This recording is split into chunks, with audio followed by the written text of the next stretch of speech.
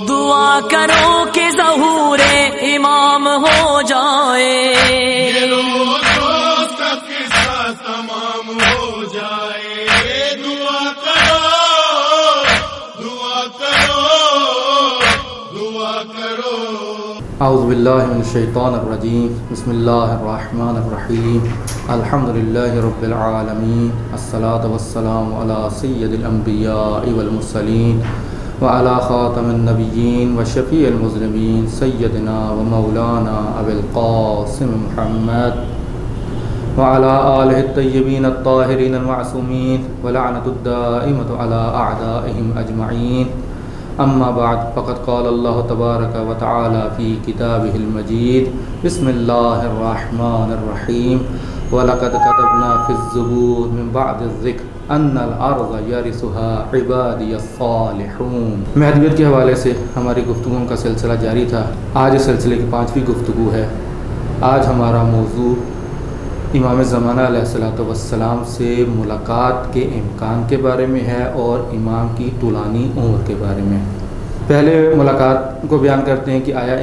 امام زمانہ علیہ الصلوۃ والسلام سے اس غیبت کے زمانے میں ملاقات ممکن ہے یا ممکن نہیں۔ اور کسی بھی مومن کے لیے یہ بہت سخت ہے کہ وہ دنیا میں موجود ہر چیز کو دیکھیں لیکن اپنے امام کے دیدار سے اس کی آنکھیں محروم رہیں۔ مومنین کی حسرت ہے کہ کسی نہ کسی طریقے سے اپنے امام کا دیدار حاصل کر سکیں۔ بہرحال غیبت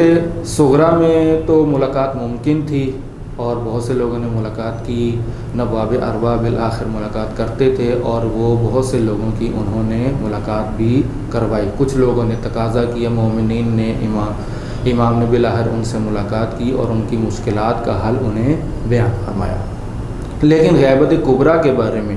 آیا یہ ملاقات ممکن ہے یا ممکن نہیں، علماء کے درمیان 2 نظریے پائے جاتے ہیں۔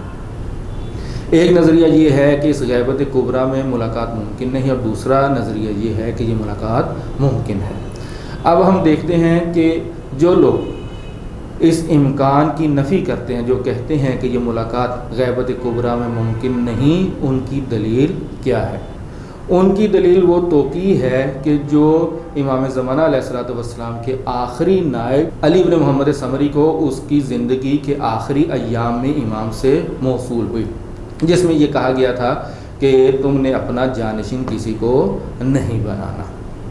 اس توقیع میں اس سے پہلے یہی بات ذکر کی گئی ہے، جس میں امام علیہ الصلوۃ والسلام اس شخص سے کہتے ہیں، یعنی اپنے چوتھے نائب سے کہتے ہیں، وَسَيَأْتِي إِلَىٰ شِيعَتِي، اور ان قریب ایسا وقت آئے گا کہ میرے شیعوں میں سے میرے مشاہدے کا دعویٰ کیا جائے گا۔ أَلَا فَمَنِ ادَّعَى الْمُشَاهَدَةَ قَبْلَ الْخُرُوجِ السُّفْيَانِ وَالصَّيْحَةِ، بیان فرماتے ہیں کہ جو شخص بھی سفیانی کے خروج اور آسمانی صدا کے آنے سے پہلے ادعا کرے میرے مشاہدے کا تو وہ جھوٹا ہے، فَهُوَ كَذَّابٌ، جھوٹا بھی معمولی نہیں بلکہ کذاب، یعنی وہ بہت زیادہ جھوٹا ہے، وہ مفتر، اور افطرا باندھنے والا ہے، یعنی جھوٹ کی نسبت دینے والا ہے۔ یہاں صراحت سے یہ بات کہی گئی ہے کہ جو شخص بھی خروج سفیانی اور آسمانی ندا سے پہلے مشاہدے کا ادعا کرے وہ جھوٹا بھی ہے اور اس نے جھوٹی نسبت دی ہے۔ ہم آگے اس روایت کی طرف توجہ کرتے ہیں کہ آیا اس سے مراد یہی ہے کہ کوئی بھی شخص ملاقات نہیں کر سکتا، یا ہمیں جن واقعات کی خبر ملی ہے کہ کچھ پاکیزہ لوگوں نے اپنے امام کا دیدار کیا ہے، یہ سب جھوٹے واقعات ہیں، اور آیا ملاقات واقعاً ممکن نہیں ہے؟ تو اس روایت کی طرف مشاہدہ کرتے ہیں۔ روایت میں جو کلمہ بیان ہوا ہے اس میں لو ادعا، اگر کوئی ادعا کرے، سب سے پہلے تو کوئی دعویٰ کرے، یعنی اگر کوئی دعویٰ کرے ملاقات کا، ادعا کرے، وہ جھوٹا ہے۔ اگر کوئی دیدار کرے لیکن ادعا نہ کرے تو یہ روایت اس کو نہیں جھٹلا رہی۔ دوسری چیز اسی ادعا میں دیکھیں کہ یہ جو دعویٰ کرنا ہے،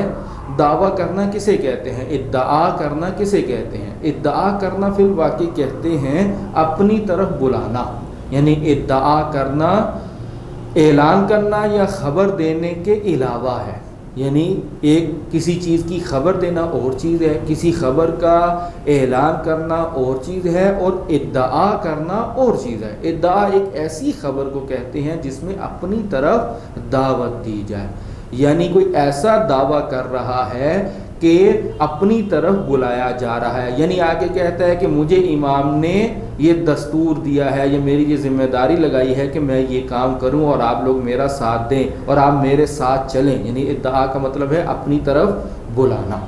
اسی توقیع میں شامل جو دوسرا کلمہ ہے اس پہ اگر توجہ فرمائیں تو وہ ہے مشاہدہ۔ مشاہدہ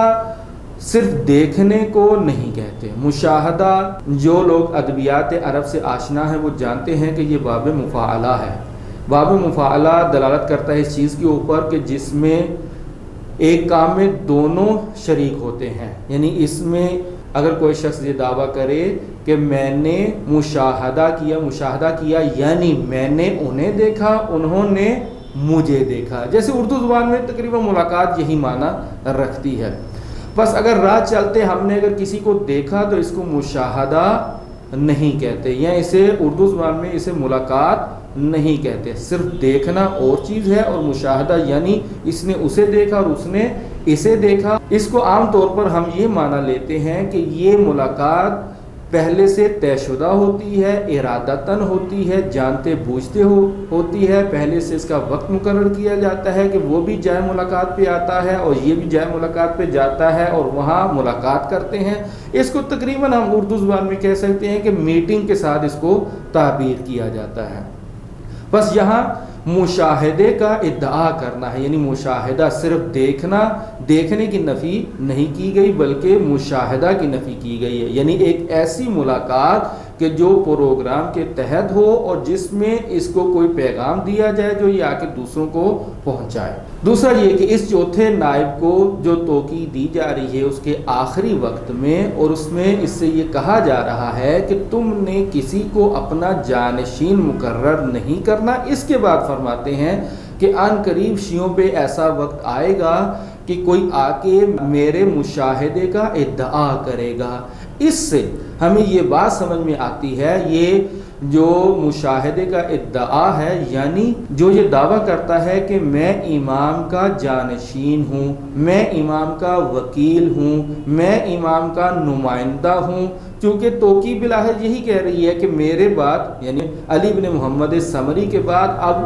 غیبت صغریٰ کا اختتام ہو گیا اور کوئی وکیل نہیں ہے، اور ساتھ ہی کہتے ہیں کہ آئے گا کوئی جو یہ دعویٰ کرے گا۔ بس اس کا مطلب یہ ہے کہ جو اس نیابت کا دعویٰ کرے گا، وگرنہ صرف دیکھنے کی نفی اس حدیث میں نہیں کی جا رہی۔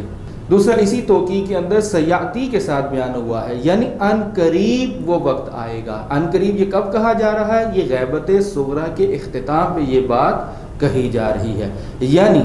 یہاں یہ بیان کیا جا رہا ہے کہ جب غیبت صغریٰ اپنے اختتام کو پہنچے گی تو بہت جلد کوئی آ کے یا کچھ لوگ آ کے ایسا دعویٰ کریں گے کہ وہ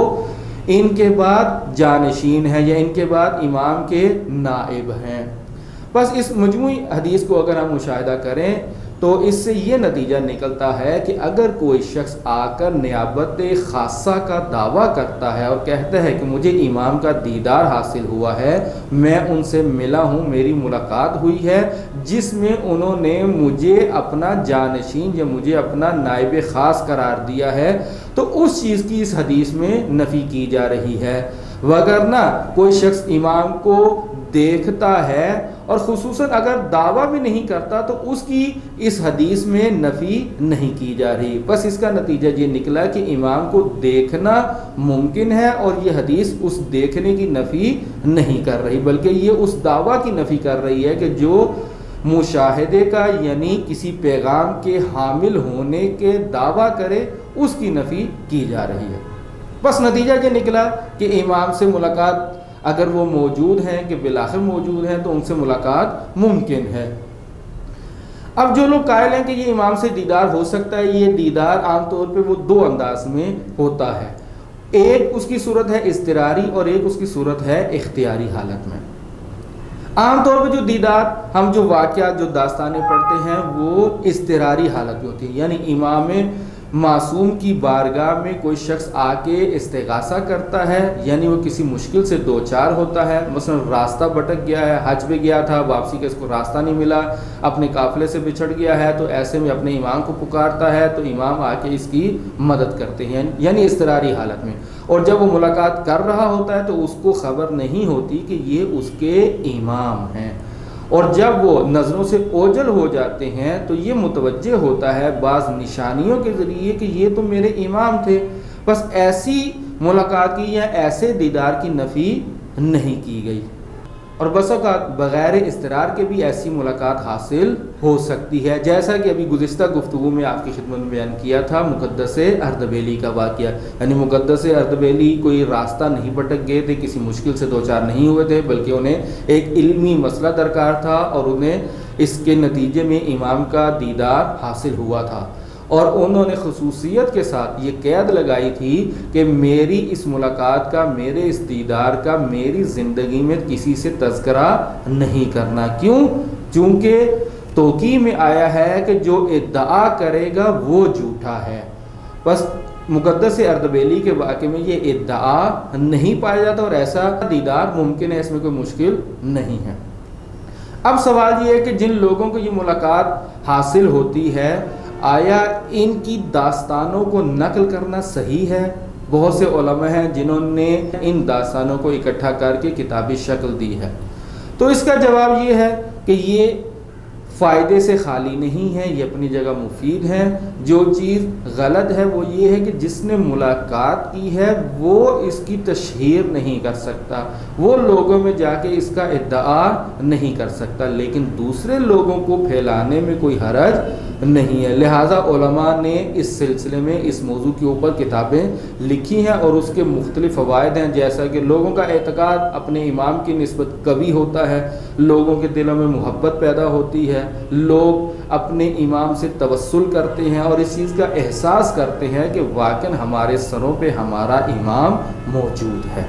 البتہ ملاقات کے باب میں بہت سے لوگ ہیں جو اس سے سوء استفادہ کرتے ہیں اور اپنی دکانیں چمکانے کے لیے لوگوں کو اپنی طرف بلاتے ہیں، کہتے ہیں کہ ہم نے ملاقات کی ہے، ہم بھی آپ کی ملاقات کروا سکتے ہیں، اور بڑے ہی عجیب و غریب اور گمراہ کن عقائد وہ بیان کرتے ہیں، اذکار دیتے ہیں، ایسی چیزوں کے کرنے کا دستور دیتے ہیں کہ جس کے بارے میں دین میں کچھ بھی بیان نہیں ہوا۔ یہ آ کے کہتے ہیں کہ آپ یہ والا ورد کریں یا اس انداز میں بیٹھیں یا اس کمرے میں چلے جائیں تو آپ کو اپنے امام کا دیدار حاصل ہوگا، نہ ایسا ہرگز نہیں ہے۔ یہ صرف اپنی دکانیں چمکانے کے لیے یہ چیزیں انہوں نے گڑھی ہیں۔ جب بھی ملاقات ہوتی ہے تو وہ امام کی طرف سے ہوتی ہے، یعنی کسی شخص کے اختیار میں نہیں ہوتا کہ وہ امام سے ملاقات کرے۔ امام جس سے چاہے ملے، جس سے چاہے نہ ملے، اور امام یہ مصلحت تشخیص دیتے ہیں کہ کس سے ملنا ہے اور کس سے نہیں ملنا۔